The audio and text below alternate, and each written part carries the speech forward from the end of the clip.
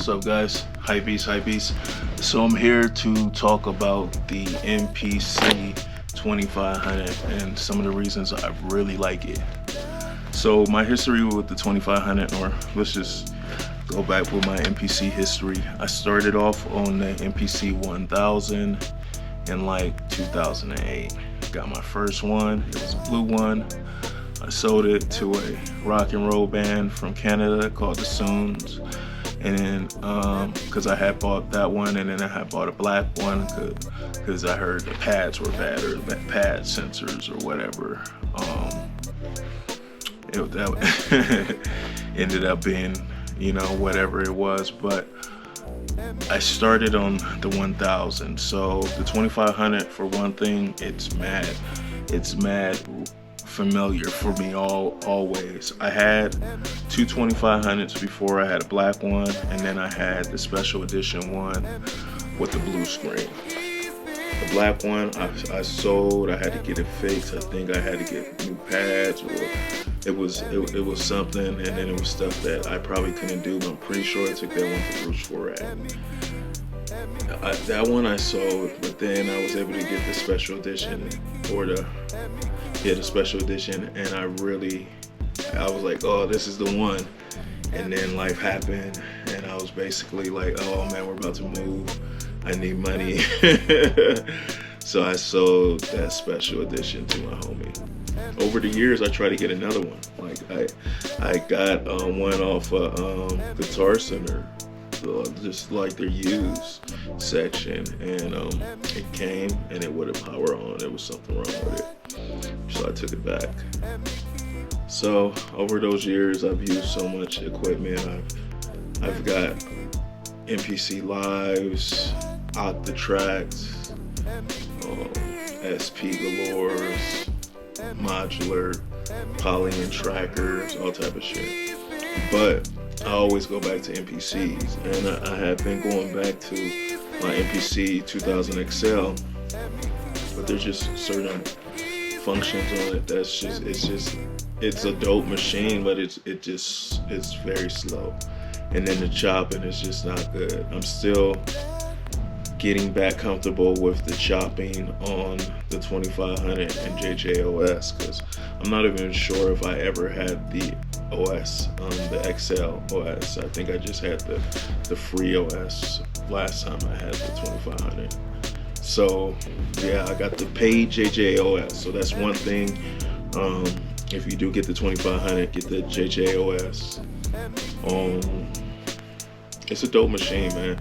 I just like the feel. I like how it looks. I think it looks classic. I've always liked these limited edition MPCs. It just became like a thing for me. I had like the orange, what's it called, 2000 XL. I had like all the limited edition ones, and then I have this one right here, the silver one. But I've always liked the limited edition one, so I was able to, off a reverb, score this limited edition one. Pretty clean. It does have some scratches on it. Definitely some scratches down here. It was definitely a little dirty. One thing I like to do is just wipe them down when I get a piece of used, old piece of gear. But these things came out in the early 2000s. Like 2500s originated between 2003 and 2005. I think it was 2005. But that's like 18 to 20-year-old me. So that's a little bit long ago.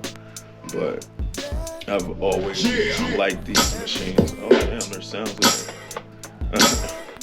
I forgot there's a beat in here.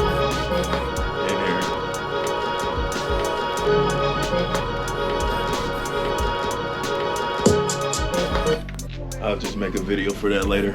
But yeah, the MPC 2500 in 2023, I think it's still relevant. You do need other gear to make it fun.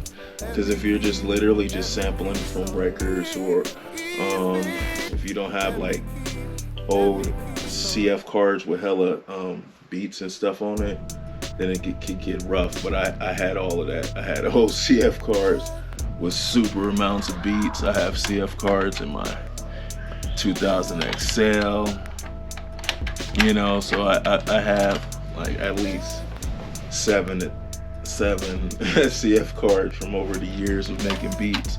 So that's cool, because I don't have to go get cards, because it's different. It's an old format. These CF cards, I've seen them go for mad expensive. Let's see how much they would cost if you got them off of like Amazon or something. I'm not sure. I haven't bought one of these in so long, like over 10 years, bro. I've had the ones I've had for a really long time. Alright. CF card. Yeah, $47 for a 64 gig. But these, like, you only really need like 2 gigs ones or 4 gig ones. You don't need nothing crazy. Let's see for like a 2 gig. Like, CF cards are mad expensive now. Like, what the fuck is going on, broski? Okay, well, you could get like 2 gig ones for $11. So what I'm going to do is probably just grab a couple of them off of Amazon, try to find the best quality ones, 2 gig ones, and then just to make sure I have some, because I've noticed some of the old ones, like, they start warping, and it might be kind of hard to get it into the disk drive. So that's something that you guys might deal with, the warping, or it might just bend, or it's just old, it's old technology. So it's cool though. I'm excited about that.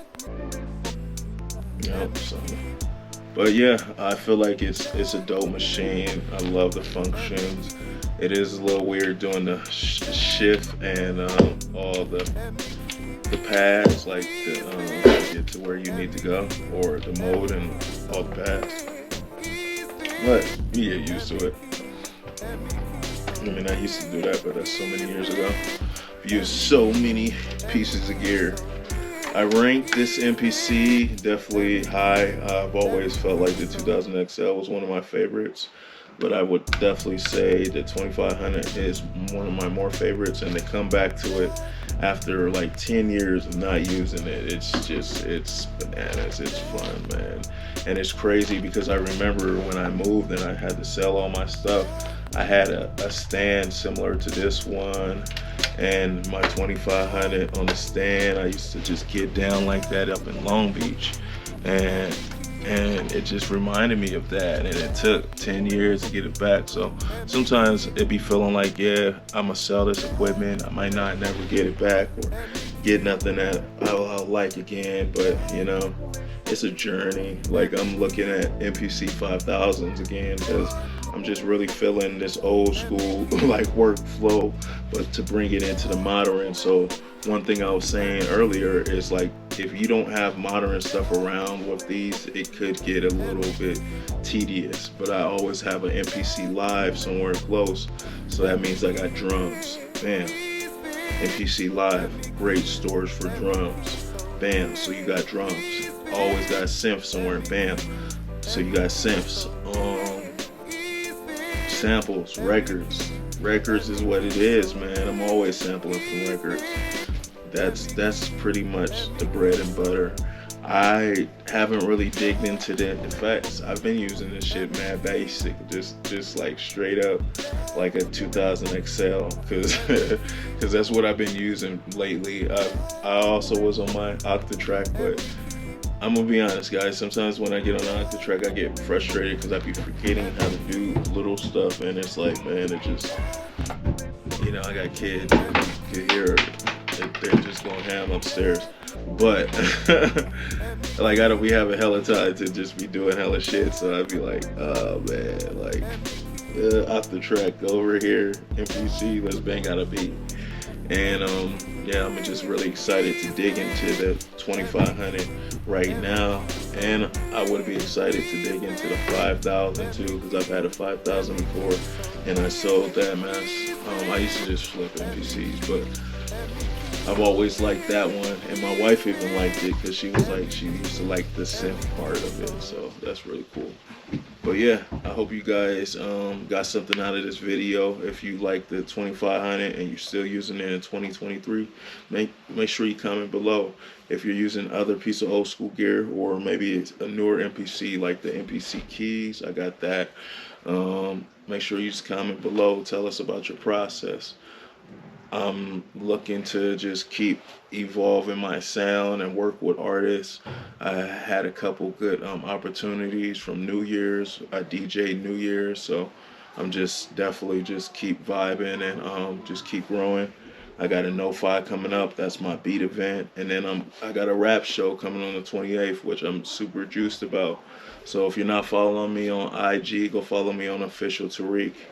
That's it. That's official TARIKH. Peace. Hi, beast.